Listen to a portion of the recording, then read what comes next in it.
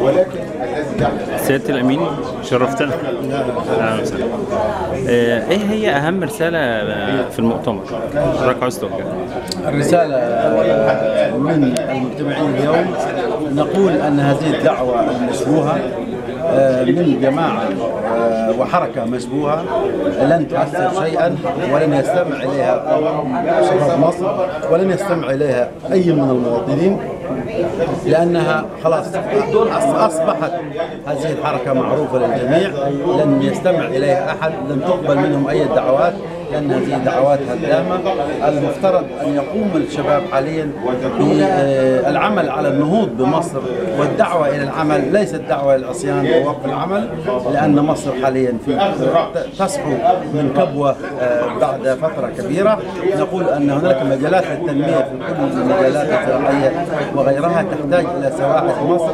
لا ندعو إلى العصيان، ندعو إلى العمل، ندعو إلى الإعمار، لا ندعو إلى الخراب، لأن المخرب والذي يدعو إلى العصيان لا يريد لمصر خيرا، ولكن الذي يدعو إلى الإعمار هو من يريد إلى مصر خيرا. نقول تعالوا أيها الشباب إلى صحاري مصر في الوادي الجديد والصحراء الغربية، تعالوا إلى سيناء ووسط سيناء، تعالوا إلى جنوب الوادي. كل هذه المجالات تحتاج إلى سواعدكم، لا تستمعوا إلى مثل هذه المراهصات.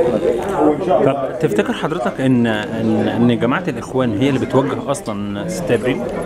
هذه الأيديولوجيات كلها تحركها أيادي استعمارية، أيادي صهيونية، لوبي صهيوني كامل يحرك كل هذه الحركات الهدامة.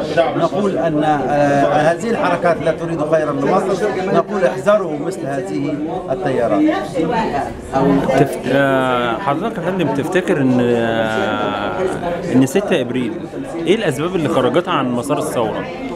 طبعا في السلطة ولا حركة إبريل وإن قامت في 2008 على أساس أنها دعوة عمالية، إلا أنها مشبوهة منذ البداية، مشبوهة في التسمية، مشبوهة في الشعار، مشبوهة في الحركات التي تقوم بها ضد الثورة. إنها كانت ضد مصر وما زالت ضد مصر، فهذه الحركة لم تكن أصلا لإعمار مصر سواء قبل الثورة أو بعدها. نحن لا نستمع إلى مثل هذه الحركة.